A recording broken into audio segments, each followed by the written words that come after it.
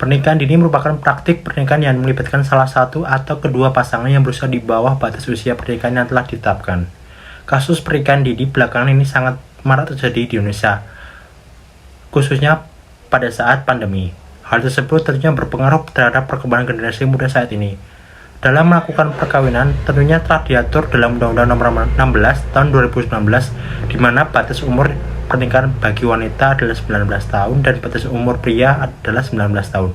Namun, jika calon pengantin belum mencukupi umur untuk melakukan pernikahan, maka calon pengantin tersebut wajib melakukan dispensasi nikah di hadapan majelis hakim pengadilan agama.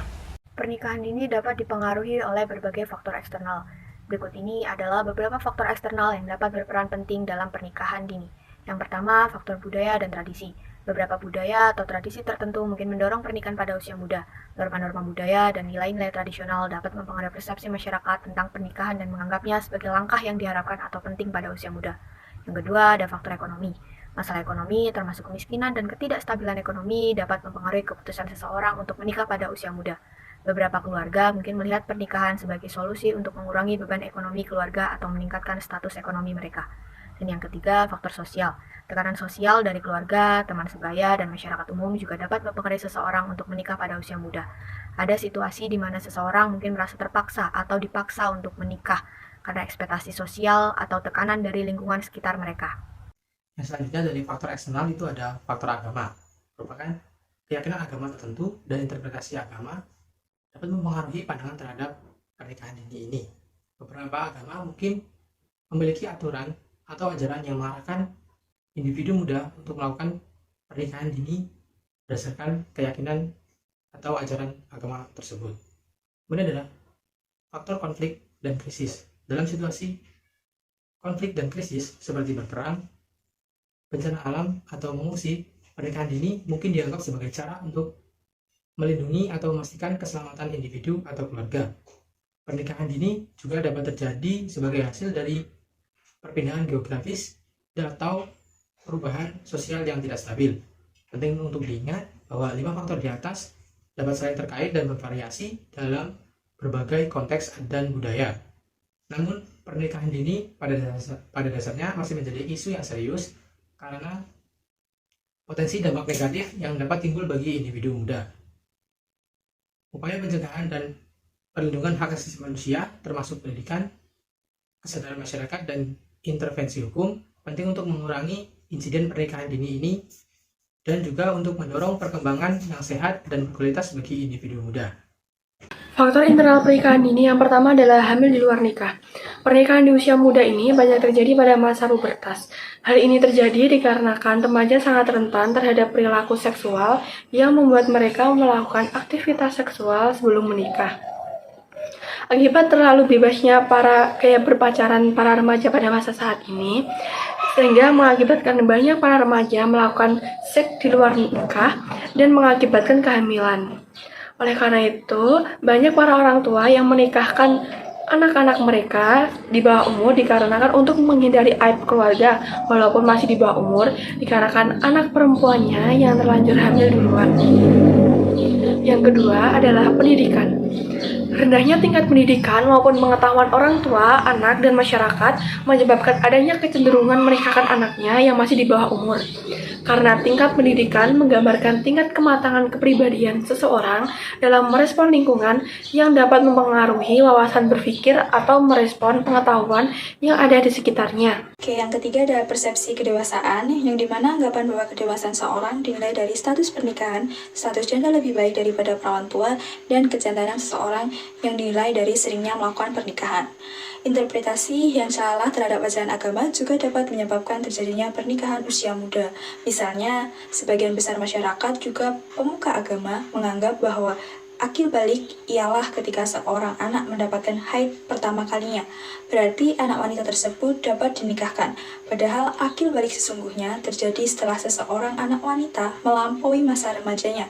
Sehingga dari sudut pandang agama, menikah di usia muda tidak ada pelarangan, bahkan dianggap lebih baik daripada melakukan perzinaan.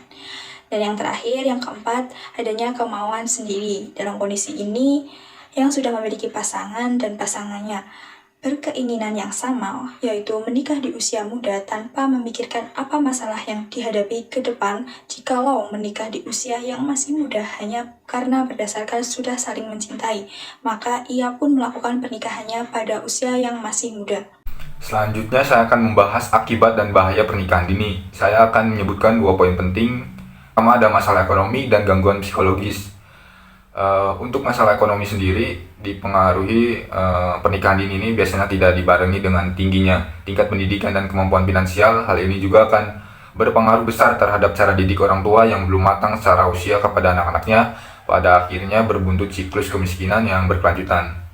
Yang kedua itu ada gangguan psikologis. Jadi di sini studi menyebutkan bahwa anak yang dipaksa nikah muda beresiko lebih tinggi mengalami tingkat mental, baik itu gangguan kecemasan, stres, atau depresi. Kondisi ini umumnya terjadi karena ketidaksiapan dalam menjalani beban yang ditanggung atau yang diterima sebagai suami istri.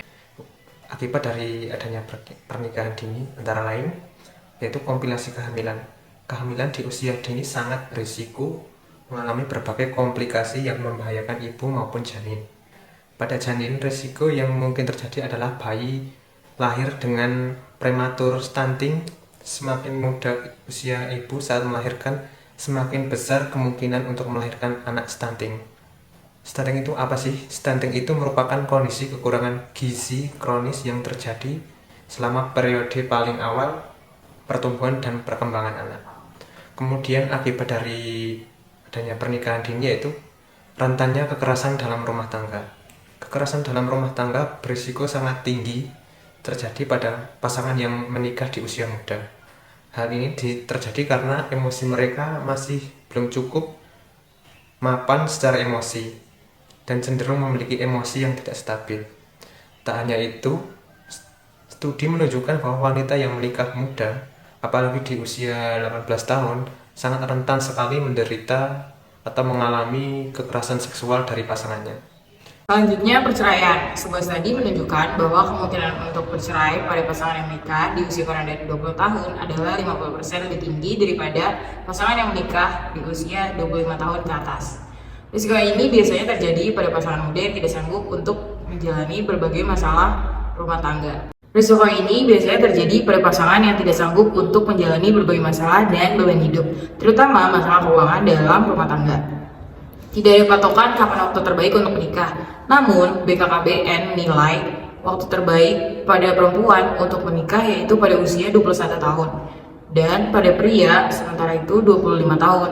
Usia tersebut dipandang baik untuk berumah tangga karena sudah matang secara psikologis maupun biologis, serta bisa berpikir dan bertindak dewasa dalam menghadapi masalah rumah tangga.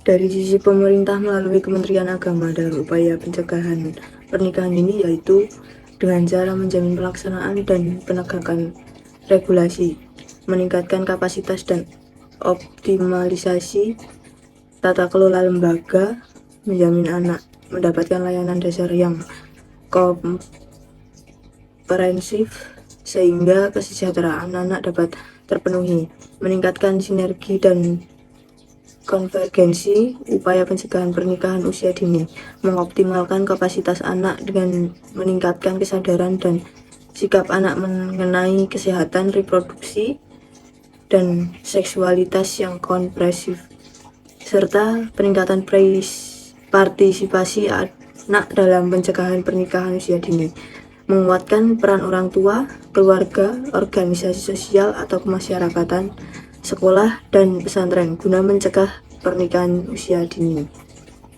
Yang kedua, selain itu, pemerintah berupaya mencanangkan pelaksanaan sertifikasi nikah pada 2020 yang wajib dimiliki pasangan yang akan menikah untuk menurunkan angka pernikahan usia dini. Kemudian poin 3 pencegahan pernikahan dini selanjutnya adalah mencegah pernikahan dini dengan memperkuat peran orang tua, di mana peran orang tua dalam kehidupan seorang anak sangatlah penting, yaitu sebagai pembimbing dan pelindung yang baik. Dengan cara ini, orang tua dapat mengajarkan kepada anaknya bahwa menikah di usia muda sangat berbahaya, karena dapat menimbulkan risiko kesehatan, psikologis, ekonomi, dan risiko lainnya yang tidak bertahan lama. Selain itu, peran lembaga pendidikan juga dinilai sangat penting karena anak lebih banyak menghabiskan waktu di lingkungan formal seperti sekolah. Dalam konteks ini, sekolah dan lembaga pendidikan berperan penting dalam upaya pencegahan pernikahan dini dengan nasihat dan pendidikan yang baik. Kemudian, poin ini keempat, mempromosikan undang-undang pernikahan anak dan hukuman untuk pelanggaran dan mendidik masyarakat tentang bahaya terburuk dari pernikahan anak.